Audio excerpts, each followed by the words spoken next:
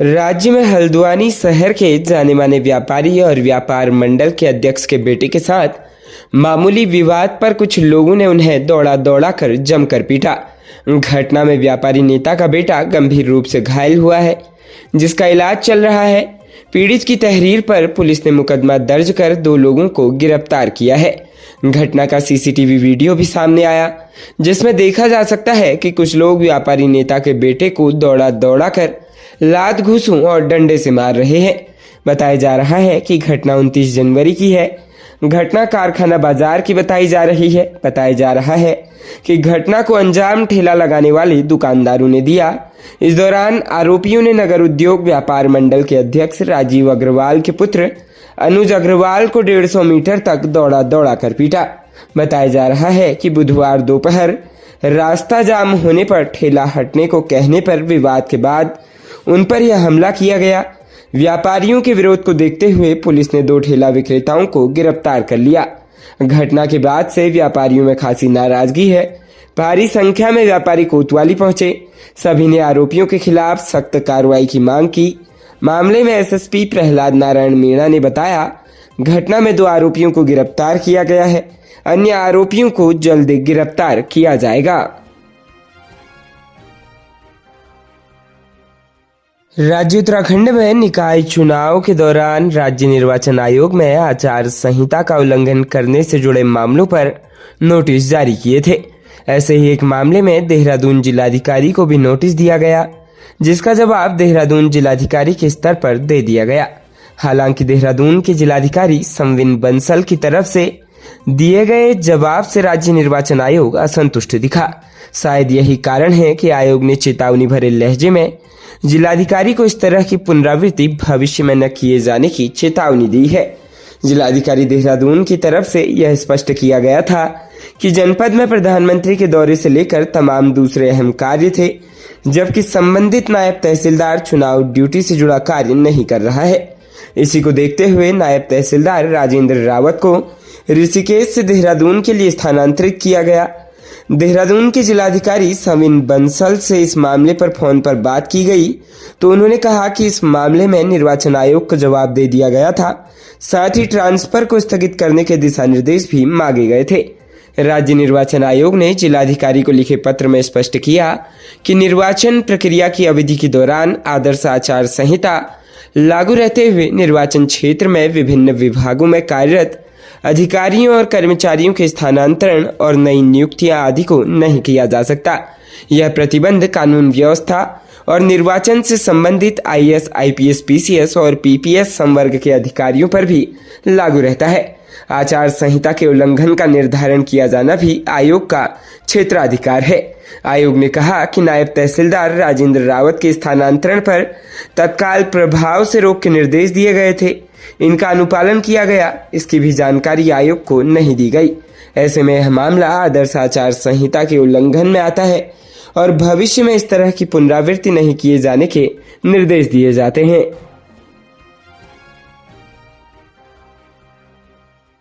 राज्य उत्तराखंड में हरिद्वार के सिडकुल थाना क्षेत्र में वाहन चोरी की बढ़ रही घटनाओं के बाद पुलिस ने वाहन चोर गिरोह के 4 सदस्यों को गिरफ्तार किया है। पुलिस को आरोपियों के कब्जे से चोरी की 10 मोटरसाइकिल बरामद हुई है। आरोपियों ने नशे की लत को पूरा करने के लिए वाहनों की चोरी की थी। बहरहाल आरोपियों को कोर्ट में पेश कर जेल भेज दिया गया है। हरिद्वार एसएसपी प्रमेंद्र सिंह डोभाल ने बताया कि दर्ज मुकदमों में चुराए गए वाहनों की रिकवरी और आरोपियों की गिरफ्तारी के लिए थाना सिडकुल में गठित टीम ने स्थानीय स्तर पर जानकारी जुटाकर घटनास्थल और आसपास लगे सीसीटीवी कैमरों को खंगाला। लगातार प्रयासों के क्रम में टीम ने छापेमारी करते हुए गिरोह के 4 सदस्यों को पकड़कर उनकी निशानदेही पर 8 मोटरसाइकिलें और 1 स्कूटी बरामद की। प्रमेंद्र सिंह डोभाल ने बताया कि पकड़े गए आरोपियों से पूछताछ करने पर सामने आया कि इस गिरोह के सदस्य नशा करने के आदी हैं और अपने नशे की जरूरतों और अन्य खर्चों को पूर्ण करने के लिए 2 पहिया वाहन चोरी की घटनाओं को अंजाम दे रहे थे। उन्होंने कहा कि बरामद वाहनों में से 7 के संबंध में थाना सिडकुल में मुकदमे पंजीकृत हैं। अन्य के 2 के बारे में जानकारी जुटाई जा रही है।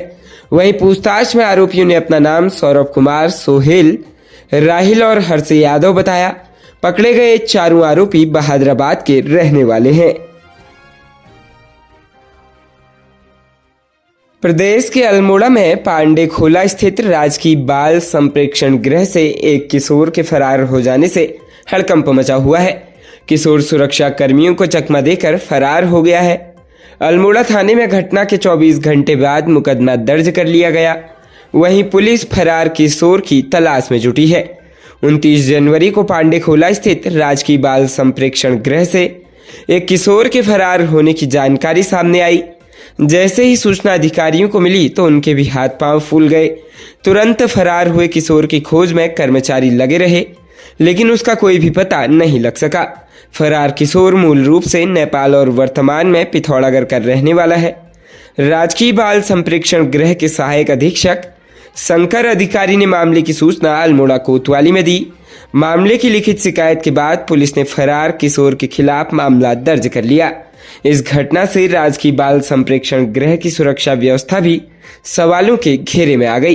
पुलिस अधीक्षक देवेंद्र पिंचा ने बताया कि सूचना मिली है कि राजकीय बाल संप्रेक्षण गृह से एक किशोर के फरार होने की सूचना मिली, जिसके बाद विभिन्न पुलिस टीम गठित कर उसकी खोज की जा रही है।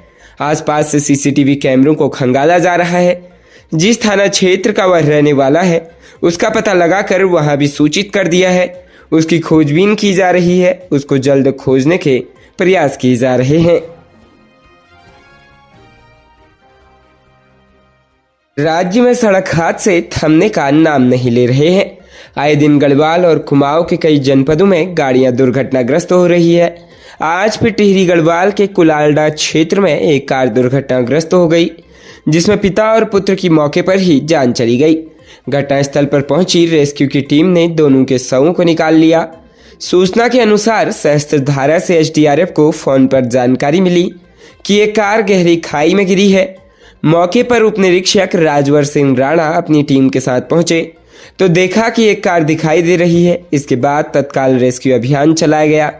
कार UK 07 AR 3411 वैगनार में पिता पुत्र सवार थे, जो मालदेवता से चंबा की ओर जा रहे थे और आनंद चौक के पास अनियंत्रित होकर कार 200 मीटर गहरी खाई में गिरी। कार सवार दोनों व्यक्तियों की घटनास्थल पर ही मृत्यु हो गई। हादसे में मारे गए मूसा सिंह पुत्र नैन सिंह, मनवीर सिंह निवासी जरदार गांव चंबा के रहने वाले बताए जा रहे हैं। फिलहाल एसडीआरएफ टीम द्वारा घटनास्थल पर पहुंचकर खाई में उतरकर कड़ी मशक्कत के बाद रोप स्ट्रेचर के माध्यम से खाई से मुख्य मार्ग तक लाकर दोनों के शवों को जिला पुलिस के सुपुर्द किया गया।